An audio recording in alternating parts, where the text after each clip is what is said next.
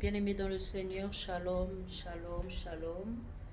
C'est le pasteur Daïda à partir de Matadi qui aimerait faire un coucou, qui aimerait prier, qui aimerait accompagner l'œuvre de la Voix des oubliés.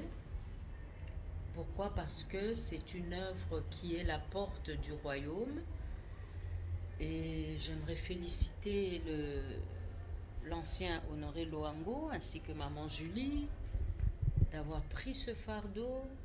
Ce n'est pas toujours facile de porter le fardeau du Seigneur, mais comme il a dit qu'il ne nous tentera pas au-delà de nos forces, ça veut dire que c'est possible. Et si c'est impossible pour les hommes, eh bien pour Dieu c'est possible.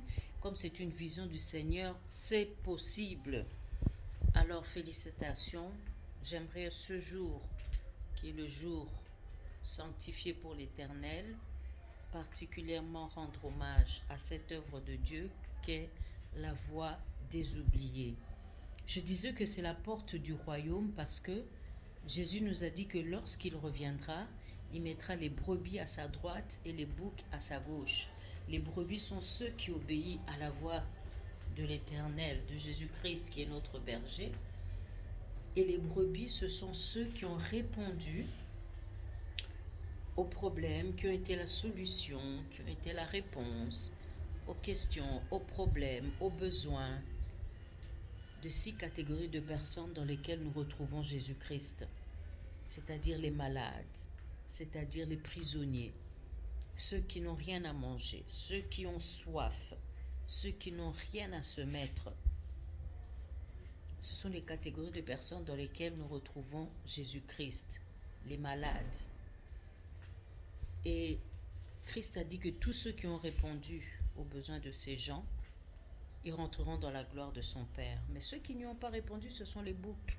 Nous ne parlons pas de cela aujourd'hui. Aujourd'hui, nous parlons de la voix des oubliés parce que c'est ce ministère, c'est cette mission-là qui s'occupe des personnes dans lesquelles nous retrouvons Jésus-Christ. Alors j'incite toute personne qui écoute ce message à suivre, à participer, à mettre la main dans la pâte de cette œuvre, parce que je vous dis, c'est la clé du royaume. C'est le commandement, aimez-vous les uns les autres comme je vous ai aimé. Or, Christ nous a aimés comment? Alors que nous étions encore pécheurs, il est mort pour nous. Donc, il ne nous connaissait pas. Nous ne le connaissions pas. Mais il savait déjà que nous étions dans le plan de Dieu. C'est ce que nous devons faire avec la voix des oubliés.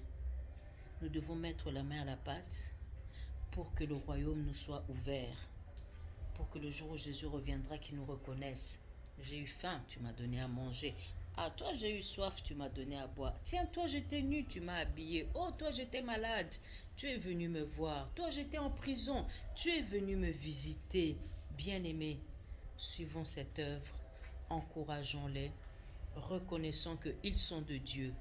Ce n'est pas seulement Papa Honoré et Maman Julie, mais j'ai vu plusieurs photos défiler sur Facebook des membres de la Voix des oubliés, des travailleurs de la Voix des oubliés. Et j'aimerais vous dire aujourd'hui que Dieu vous bénisse abondamment et qu'à la vision, le Seigneur ajoute la provision qui vous fasse du bien. Que la santé divine soit votre partage, que les guérisons miracles aussi soient votre partage dans le précieux nom de notre Seigneur Jésus-Christ. C'était votre servante, le pasteur Daïda Moleka, de la grandeur de l'Éternel, coordinatrice du département des femmes et de l'Écodim. À très bientôt. Ciao, ciao. Bis, bis. Saint baiser. Au revoir.